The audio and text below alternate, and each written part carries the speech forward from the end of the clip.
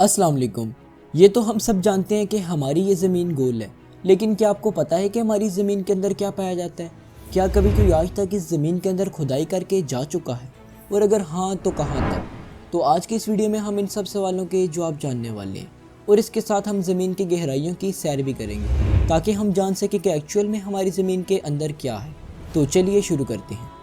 सबसे पहले हम ये जान लेते हैं कि क्या कोई ज़मीन की गहराई तक जा चुका है। तो हाँ दोस्तों, 24 मई 1970 में रशिया ने इस प्रोजेक्ट पर काम शुरू किया था और इस प्रोजेक्ट को स्कोला सुपर डीप होल का नाम दिया गया था। तकरीबन 20 साल मुसलसल खुदाई करने के बाद ये सिर्फ 40,230 फीट तक ही पहुंच पाए थे। फिर इस खुदाई को रोक दिया गया था, लेकिन क्यों? दरअसल 40,230 फीट तक खोदने के बाद वहाँ का टेम्परेचर करीब 500 डिग्री सेंटीग्रेड के लगभग पहुँच चुका था। इस टेम्परेचर पर वहाँ ड्रिलिंग मशीन्स ने काम करना छोड़ दिया था। इसी वजह से इस प्रोजेक्ट को रोका गया था। इस सुराख को बनाने का जो मेन मकसद था वो तो नहीं पूरा हुआ, लेकिन इस होल की मदद से कुछ और चीज़ों का ज़रूर इल्म हुआ। जैसा कि 7 किलोमीटर तक खोद लेने के बाद हमें सिंगल सेल ऑर्गेनिजम्स का पता चला। इसके अलावा इस सुराख को खोदने के दौरान हमें पानी भी मिला और साथ ही ये भी पता चला कि सुराख के बाद बहुत ज़्यादा टेम्परेचर है। तो ये तो हो गई कोला सुपर डीप होल की बात। तो चलिए अब हम जान लेते हैं कि ज़मीन की ऊपरी सतह के नीचे क्या क्या है और असल में अंदर से हमारी ज़मीन कैसी है। लेकिन ये जानने से पहले आपको एक बात और भी क्लियर करना चाहूँगा जो शायद आपके दिमाग में भी आ रही हो, वो ये कि अब तक हम तो सिर्फ ज़मीन के अंदर 12 किलोमीटर तक ही जा चुके हैं। तो फिर मैं जो आपको ज़मीन के अंदर का स्ट्रक्चर बताऊँगा, हमें इसका कैसे इल्म हुआ। दरअसल साइंटिस्ट ने हमारी ज़मीन के अंदर मौजूद लेयर्स को सेस्मिक वेव्स के ज़रिए से दरियाफ्त किया। अब अगर हम अपनी ज़मीन की लेयर्स की बात करें तो बेसिकली हमारी ज़मीन 3 लेयर्स पर मुश्तमिल होती है। सबसे बाहर वाली लेयर को क्रस्ट कहा जाता है। ये वो लेयर है जिस तक हम इंसान महदूद हैं और हम इसी लेयर पर रहते हैं।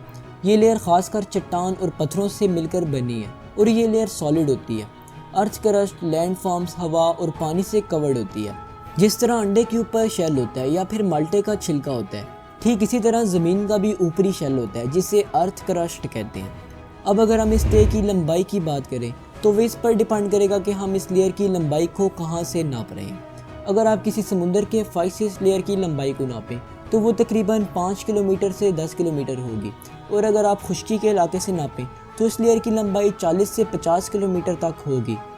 हम अपने इर्द गिर्द जानदार, पौधे, पहाड़, समुंदर वगैरह जो भी देखते हैं, ये सब इसी लेयर पर मौजूद है।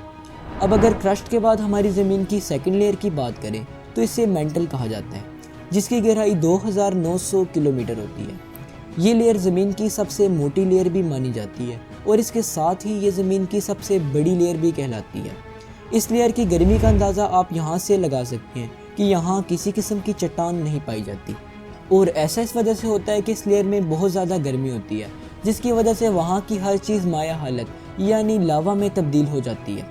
आतिशफ़शां के फटने पर यह लावा कभी कभार ज़मीन की सतह पर भी पहुँच जाता है। अगर हम इस लेयर के टेम्परेचर की बात करें तो वहाँ का टेम्परेचर तकरीबन 4000 डिग्री सेल्सियस तक होता है।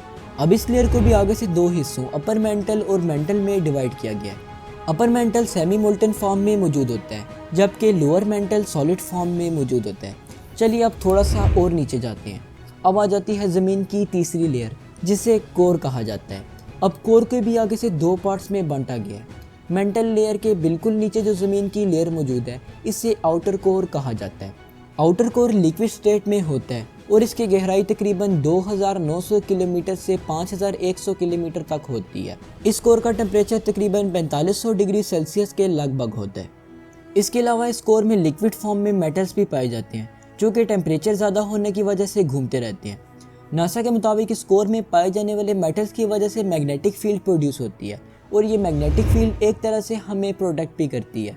वो किस तरह? दरअसल सूरज से जब भी कोई ख़तरनाक पार्टिकल हमारी ज़मीन की तरफ आने की कोशिश करते हैं तो ज़मीन की मैग्नेटिक फील्ड उन्हें डिफ्लेक्ट कर देती है, जिसकी वजह से वो ज़मीन से नहीं टकरा पाते और हम सेफ रहते हैं। इसके अलावा ये मैग्नेटिक फील्ड्स कंपास के यूज़ को भी पॉसिबल बनाती हैं। अब हम अगर ज़मीन के और नीचे जाएँ तो हम पहुँच जाते हैं ज़मीन के सेंटर में, यानी कोर के दूसरे पार्ट इनर कोर में, जो कि हमारी ज़मीन का मरकज़ी हिस्सा कहलाता है, जो सॉलिड फॉर्म में होता है। ज़मीन की सरफेस से इस लेयर का फासला लगभग 6500 किलोमीटर का होता है। ये लेयर निकल और सोलिड आयरन से मिलकर बनी होती है। अब अगर इस लेयर के टेम्परेचर की बात करें तो वो तकरीबन 6000 डिग्री सेल्सियस के लगभग होता है और ये टेम्परेचर तकरीबन सूरज के सरफेस के टेम्परेचर के जितना ही होता है। अब यहाँ एक सवाल और आता है, वो ये कि इतने ज़्यादा टेम्परेचर होने के बावजूद ये लेयर सॉलिड फॉर्म में क्यों होती है। तो इस पर साइंसदानों का कहना है कि ये लेयर हमारी ज़मीन की ऊपर वाली तमाम लेयर्स के प्रेशर की वजह से सॉलिड फॉर्म में रहती है। तो ये थी हमारे अर्थ के अंदर की लेयर्स। होप सो आज की इस वीडियो से आपने कुछ ना कुछ नया ज़रूर सीखा होगा। तो बस इसी के साथ अपना बहुत ज़्यादा ख्याल रखिएगा। शुक्रिया, अल्लाह हाफिज़।